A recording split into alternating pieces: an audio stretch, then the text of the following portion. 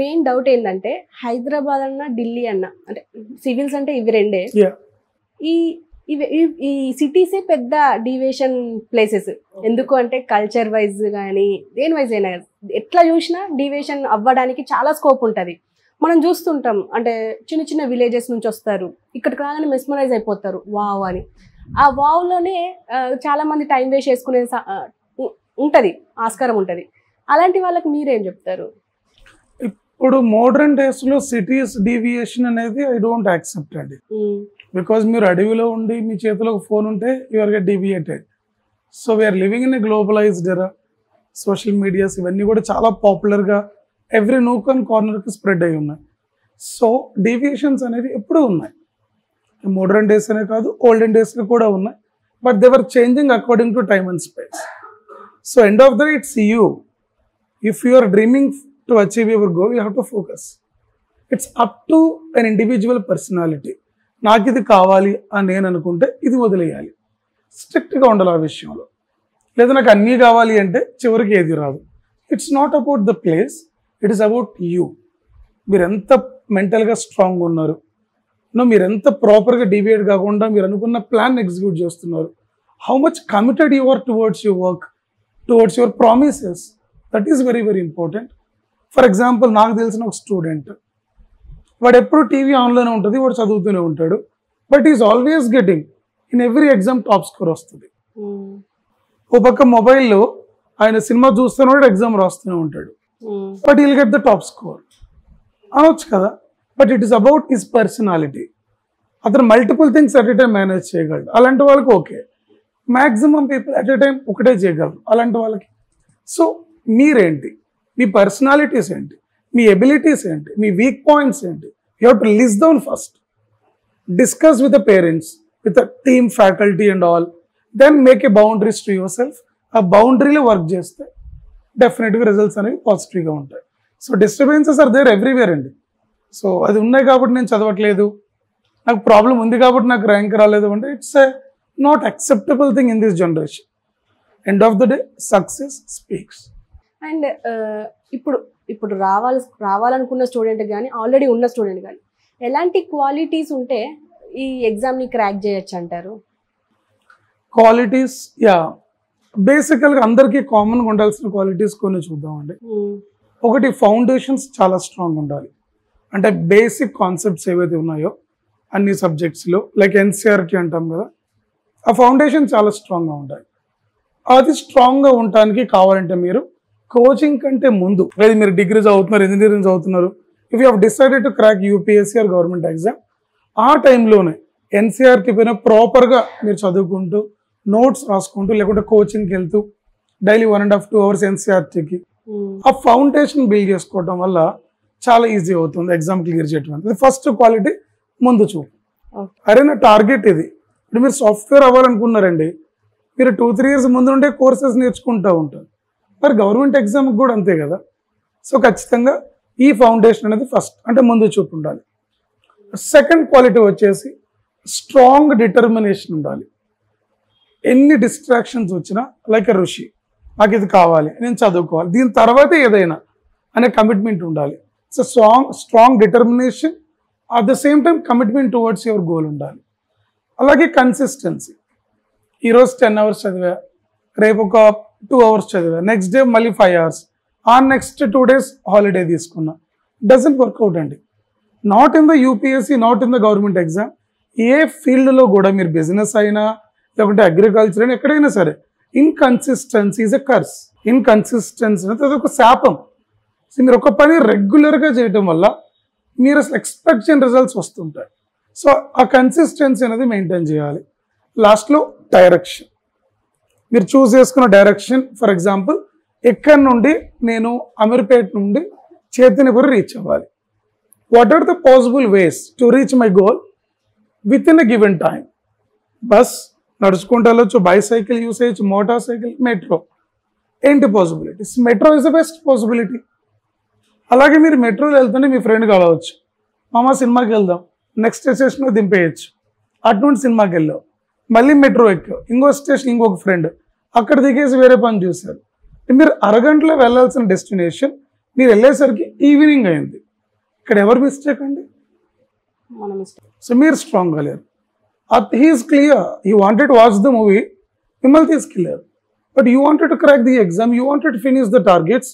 మీరు మీ goal side వెళ్ళాలి, అతన్ని వెళ్ళనివ్వాలి. సో ఇలా క్లారిటీ ఆఫ్ డెసిషన్స్, మొహవాటాలు, షైనెస్ ఇలాంటివి ప్రిపరేషన్లో పనికిరావు. ప్రిపరేషన్లో మీరు ఎప్పుడు కూడా స్వార్థంగా ఉండాలి. అరే ఈరోజు నా టార్గెట్ ఉంది, నా స్కెడ్యూల్ ఇవి లేవు, సో నేను రాలేను. If it is a too much emergency, friend got accident, then you can change your schedule because that is an emergency. Movie చూడుకుంటే మీరు వెళ్ళకుంటే అతనేం చూడటం ఆపేడు కదా. సో ఇలా బేస్డ్ ఆన్ అంటే ప్రతి సిచ్యువేషన్ని ఎనలైజ్ చేసుకుంటూ డెసిషన్స్ తీసుకుంటూ ముందుకు వెళ్తే ఇక్కడ నుండి అక్కడికి 30 minutesలో అంటే 2 yearsలో ఈజీగా ఎగ్జామ్ క్రాక్ చేయొచ్చు.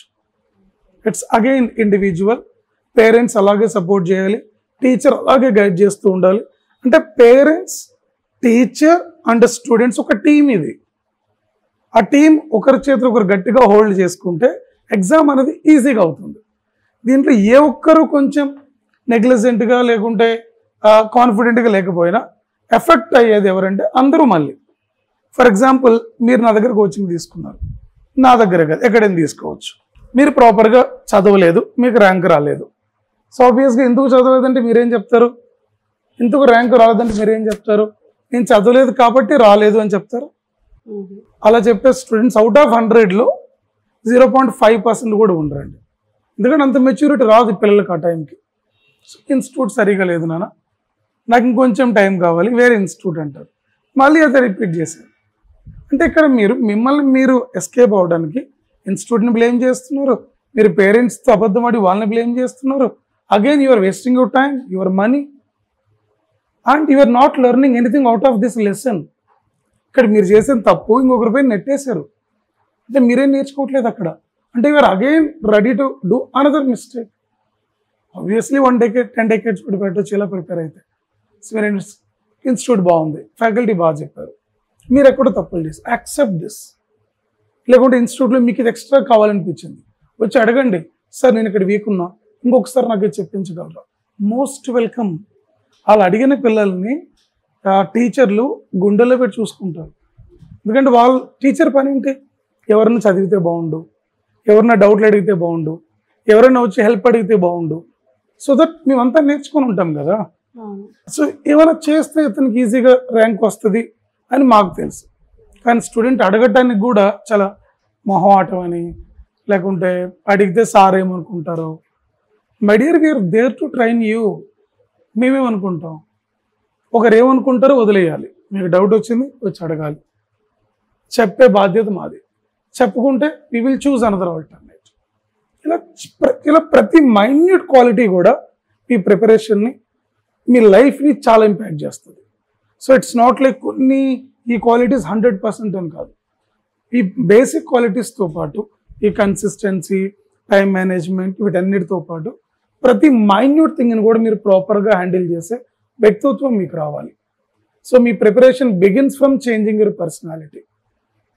సో ఇవన్నీ కూడా కరికులంని ఇంకల్కేట్ చేసి చెప్పించడం వల్ల పిల్లలు అనేది ఈజీగా స్ట్రెస్ లేకుండా ఎగ్జామ్ క్లియర్ అవుతూ ఉంటుంది. సార్ స్ట్రెస్ లేకుండా ఎగ్జామ్ క్లియర్ అవడం ఏంటి సార్ అని మీరు అడగవచ్చు. Probably that would be your next question. But point ఏంటంటే అమ్మా, స్ట్రెస్ ఎప్పుడు బిల్డ్ అవుతుంది? సబ్జెక్ట్ అర్థం కానప్పుడు, మీరు సబ్జెక్ట్ని ఇష్టపడినప్పుడు, మీకు మార్క్స్ రానప్పుడు. మీరు డే 1 ఏ రోజు టార్గెట్స్ ఆ రోజు ఫినిష్ చేసి ఎగ్జామ్ రాశారు, మార్క్స్ వచ్చాయి. స్ట్రెస్ ఎక్కడ ఉంది? మార్క్స్ రాకుంటే కదా స్ట్రెస్, అర్థం కాకుంటే కదా స్ట్రెస్. ఈరోజు టార్గెట్ ఈరోజు అయినప్పుడు నెక్స్ట్ డేకి మీరు హ్యాపీగా మూవ్ అవుతున్నారు, then where is the stress? It's called happy learning. ఈ హ్యాపీ లెర్నింగ్ని పిల్లలకి మనం డే 1 నుండే గైడ్ చేయాలి. జనరల్గా సారీ అమ్మా మిమ్మల్ని మాట్లాడలేదు, చెప్పండి. బికాస్ టీచర్లం కదా, ఈ స్టూడెంట్ చేసే మిస్టేక్స్ ఎప్పుడు కళ్ళ ముందు కనిపిస్తూ ఉంటాయి. జనరల్గా మనం అప్ టు 10th class వరకు పిల్లల్ని చేయబట్టుకుని నడిపిస్తాం. నువ్వు ఇలా చదువు, ఇది చదువు, ఇన్ అవర్స్ కూర్చో, డైవర్షన్స్ వద్దు అని. నన్ను అడిగితే ఈ యూపీఎస్సీ ప్రిపరేషన్లో కానీ, డిగ్రీ చదివేటప్పుడు, ఇంజనీరింగ్ అప్పుడు కూడా, అంటిల్ వాళ్ళు సెటిల్ అయ్యేంత వరకు కూడా ఈ పేరెంట్ టీచర్ ఎప్పుడైతే ఇద్దరు, ఈ పక్క పేరెంట్ చేయబెట్టుకోవాలి, ఈ పక్క టీచర్ స్టూడెంట్ చేపట్టుకుని నడిపిస్తే ప్రతి స్టూడెంట్ కూడా దేశం గర్వించగలిగే స్టూడెంట్స్ అవుతారండి. మనం ఏమనుకుంటాం 10th వరకు ట్రైన్ చేసాం అని ఇంటర్ వచ్చేసింది కొంచెం వదిలేసాం. But that is the toughest age. Intermediate first second degree 2-3 years ఏదైతే ఉందో టఫెస్ట్ ఏజ్. అక్కడ there exposing to the outer world, physically hormonal imbalance and mental imbalance. And ఆ స్టేజ్లో ఎవరు అతను హోల్డ్ చేయట్లేదు, then automatically he'll divert and many people life got spoiled.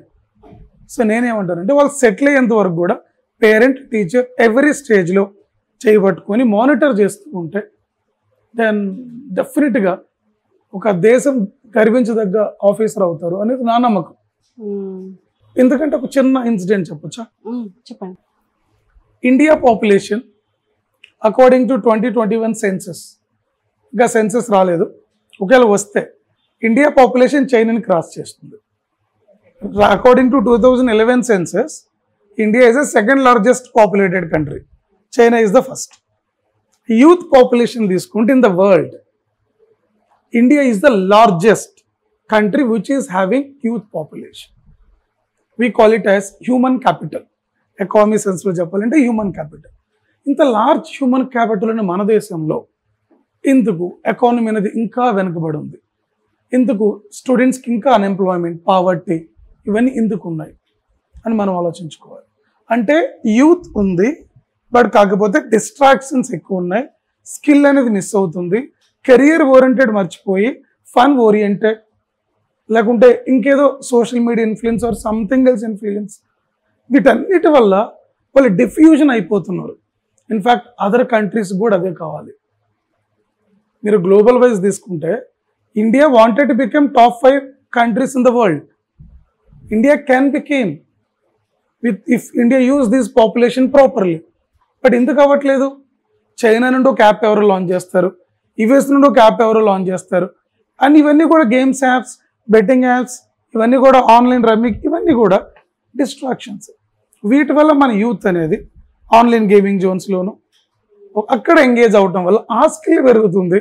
మరి life lead చేయడానికి, దేశానికి మనవంతు కాంట్రిబ్యూషన్ చేయడానికి, కన్న పేరెంట్స్కి మనం ఏదైనా చేద్దాం అనే థాట్ ప్రాసెస్ పోయి పేరెంట్స్ నాకేమి ఇస్తున్నాడు అన్నట్టే చూస్తున్నారు. కానీ అరే మనమేమి ఇస్తున్నాం వాళ్ళకి అనే ఆ ఎమోషన్స్ అనేవి డైవర్ట్ అయిపోతున్నాయి. So that is where though we have human capital, we are not getting the targeted GDP. The reasons are any number. One is this.